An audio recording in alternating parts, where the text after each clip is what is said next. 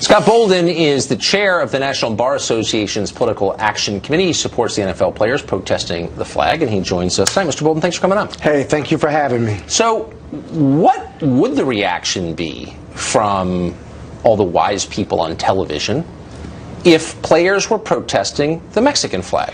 Okay, but, or the Mexican... No, I'm serious. They would be denounced. Okay, I got you. But your premise was the American flag or the Mexican flag, in my opinion, in my legal opinion, it's just all wrong and misguided. These players are not protesting the soldiers, the anthem, or the flag. They're protesting police brutality, social injustice, and America's reaction to it, and the fact that it persists.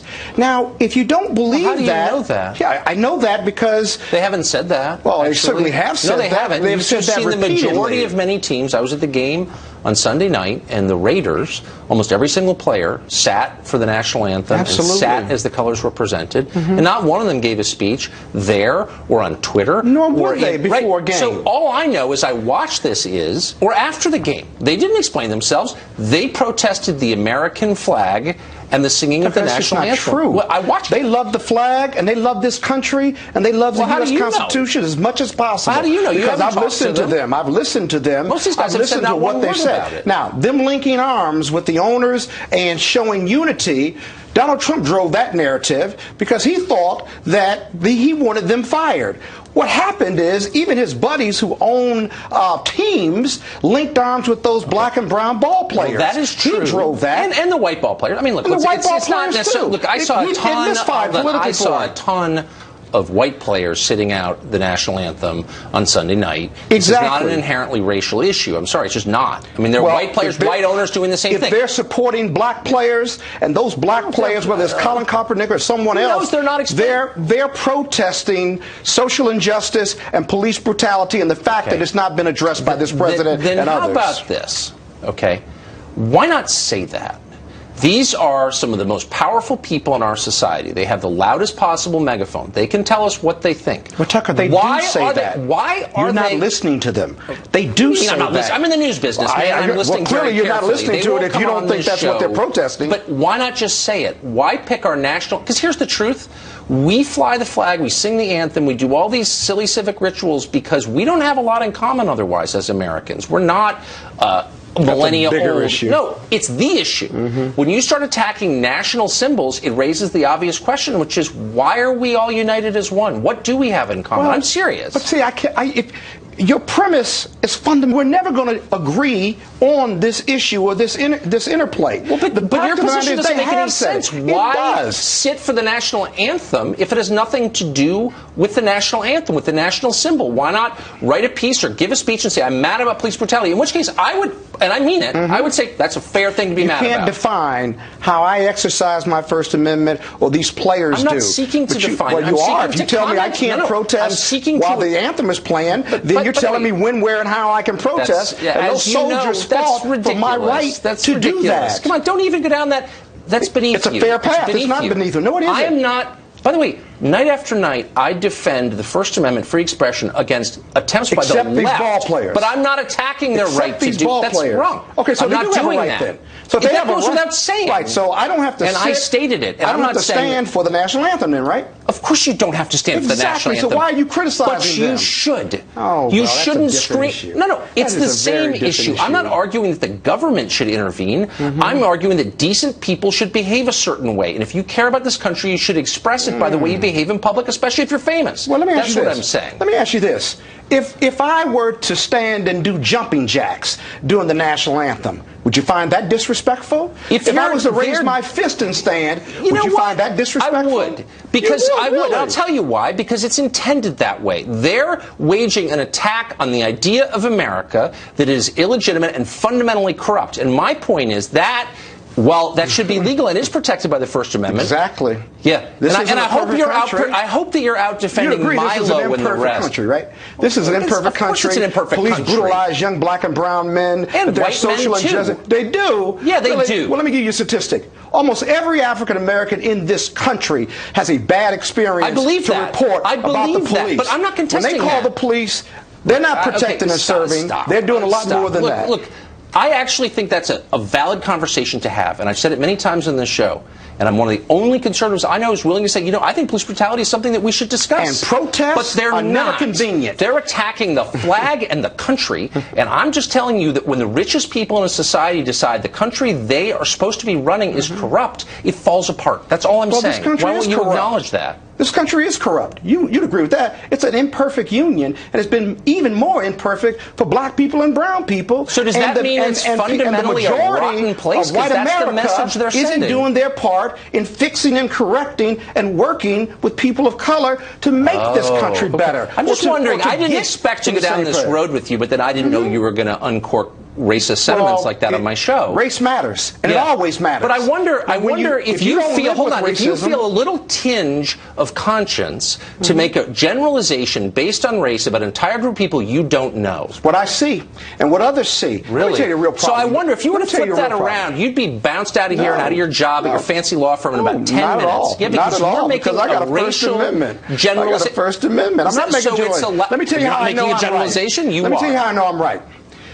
People of color live with racism and racial oppression every day in their communities of color. But it is still a decent country. Does not. So you can never understand my plight. White America does not. So I wonder I've been brutalized by the police. I've been offended by the police. You're wearing $1,000 cufflinks. Don't give me the victim Race is the tie that binds us. Economics may separate us, but the police have wrongfully stopped me. They've spread me out in front of my Georgetown home. You, but you are diverting from the... But they haven't to you. So you can't relate to it. So I can't relate to it. Okay. So because I'm white, you're saying that I have no voice in this conversation. You do. You are fundamentally unreasonable, and the position you are taking is an inherently racist one, because you are dismissing the position of someone on the basis of his skin color, and that is outside the bounds because of your experience or your lack thereof. You know nothing about my experience. Have the police ever brutalized you? Wrongfully stopped you? Spread you on the ground? Spare me, Mr. Million-Dollar Lawyer, this talk. I'm trying to... Let me ask you a very simple question. Okay. I don't deny, as I've said for 5 times, that this country is flawed. It's deeply flawed on questions of race, obviously, and that police brutality is something that needs to be addressed. I believe that. And we're not addressing it. However, you are making a larger case that the country itself is a rotten place. And my point is, for a rich guy like you to say something like that, because you have benefited, as have I, as have lots of people like us from this country, and to dismiss the whole thing and entire portions of the population as immoral is itself like disgusting. You're putting words in my mouth. No, I'm listening to what you're saying. I have not done that at all. What I'm saying is we live in 2 Americas. One black, you live in one my white. Neighborhood. I bet. Don't give me that. We live in 2 Americas. My first car. I'm not going to listen to this garbage. We live in 2 Americas. One black, one white. Where do you live? And until we have a race reconciliation conversation, I'm from the city. It doesn't matter. It does matter. We live in 2 Americas. I bet you send your kids to private school. I bet you live in my neighborhood. So that doesn't mean I can't be offended by the police? Of course you can be offended. I'm not racially oppressed. I can't hide my race. Garbage we live in too. What neighborhood do you live in? That's why you can't relate to it, because you've never been discriminated against. What neighborhood do you live in? It doesn't matter. Yes, it does. You said we live in 2 Americas. You live in my neighborhood. I may live in your neighborhood, Spare me. But you've never been racially discriminated against like me. I'm not. You know what? I've been bullied by people like you before. I'm not going to take it from a guy who lives in my neighborhood. This is manifest white privilege right here, because you can't relate. What neighborhood do you live in? That somehow it's a problem. What neighborhood do you live in? I live in Northwest D.C., west of Foxhall Road, and I bet you live there too. That's a wealthy address. Not as wealthy as yours. God bless you. God bless you. Thanks for joining us, Mr. Bolden. Thank you. Lou Holtz is a college football coaching legend. He won a title with Notre Dame. Jason Whitlock is a journalist with Fox Sports 1. Jason, that got a little more intense than I expected. So I don't even want to have that conversation. I just want to make the obvious point that while America is deeply flawed, the country itself is good enough that millions of people from around the world want to come here. Most Americans are actually pretty decent. Why is that such a controversial thing to say? It's not a controversial thing to say. Listen, I think any rational person who understands American history knows we've made some really tragic mistakes in America. And I think if we look around the globe, most countries, most governments, most societies make a lot of mistakes, and people get mistreated. And so that's just a fact of life. That's a fact of the planet's history, and will probably remain. America, I happen to believe, happens to handle unfairness better than all of our competitors out there. And so it's very hard for me to ever want to give up on America, demonize America, write off America. I don't want to. I have too many friends, and most of them African American, who are members of the police force. The generalizations about the police are really upsetting to me because I know some very good police officers. And yes, police officers have made mistakes, but I don't want to generalize about them the way I don't want white people generalizing about black people. Well, I don't want to be just seen like that. I don't want to be seen as, you know, the worst of black America. And I'm sure police officers, regardless of color, don't want to be seen as the worst of whatever act some individual police officer commits. I got to be honest, Tucker, I listened to that conversation, man. That was painful, man. That was hard because I think it represents the kind of division we have in this country. People are struggling to listen to each other and see the good in each other. I'm just really concerned about this country. I am too. Coach Holtz, you coached for a long time. How do you think the coaches and the owners are handling this controversy this week? Well, I think it's a real problem, and the reason is this, that it's a workplace environment. It's just like working with Walmart. You're in a workplace, you have certain obligations to try to please the customers as best you can. I think that there's an awful lot of things that happen in this country, but I want you to know, I've been unfairly ticketed. I was given a ticket when I didn't exceed the speed limit because I was coaching at one school and the patrol officer graduated from the other, and he let me know he was bitter about this. That happens in life. But the thing about it, I don't really know what they're protesting. I never see anybody on TV. I never see anybody on Twitter. I don't see anybody doing an interview and saying, this is the reason I am upset. But it does bother me when you go over to London and you kneel for the national anthem and you stand when they play God Save the Queen. To me, that is really not right. And one other thing along this line, if you aren't protesting the flag, you're picking the wrong thing to do with it. Yeah, if there's something to be done, go do it. But don't do it against this country. Well, I kind of, Jason, I mean, you know all the players. I know a couple of them are actually smart, well-spoken, have interesting thoughts. I kind of welcome a debate on this stuff, on the details of this stuff. I'm not afraid of that. I might agree with some of it, actually. Why aren't we hearing that? Why aren't we hearing players say, here's what I think, you may not agree, but these are my views? Because quite honestly, Tucker, I believe most of the players are out beyond their skis. And to get in a real in-depth discussion about this, again, I'm a former college football player. I identify as an athlete. I certainly identify as an African American. I love being an African American. I don't think these guys are experts in this cause that they're taking up. And I really think they're outside their role. They're millionaires. They're celebrities. I would love to see them acquire wealth in the National Football League, take that wealth and invest it in the causes that they believe in. Taking on the role as spokesmen and intellectual leaders is not the proper role for 23, 28, 30-year-old football players. And I'm a former football player. I'm not denigrating them.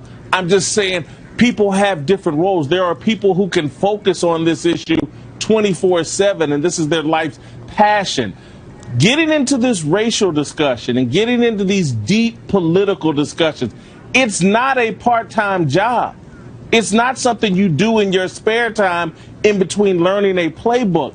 People are outside their roles. Twitter and social media have baited them. The left-wing media has baited them into doing things that really are outside their roles and outside their area of expertise because, and this is what I believe about the left really, they want black people to take a non-strategic approach to their problems because they don't want us to really address our problems. That's why they're electing football and basketball players to be our leaders. People that can teach us to throw a football and shoot a basketball are our racial leaders. The liberal left is thrilled with this. So I've still got Scott Bolden here who's shaking his head. He's taking off his glasses. I really quick want to give you a chance to respond to that. If you have experienced social injustice, if you've been brutalized by the police, I don't care how much money you make, how old you are. If you want to speak out on the issue and you want to take a leadership role, then you ought to do that if you're comfortable doing that. This whole idea that at 23, 24, they can't walk and chew gum at the same time actually makes no Tucker, sense. let me ask you this. Let me ask the man this question. Okay, race Jason, is a serious, major issue in this country. Yeah. So is cancer. If I contract cancer, should I not go to a doctor and someone with expertise, or should I be the leader in addressing the cancer within my body? It sounds good on paper what he's talking about. There's no better expert. If I've lived with racism and racial oppression in our communities of color, I'm as much an expert as the next guy. Okay. All right. Because I'm telling my story. We're out of time. I'm being told that. I'm sorry, guys. It was great to see you. Coach Holtz, thank you. Jason. Roden, thank you. Thank you.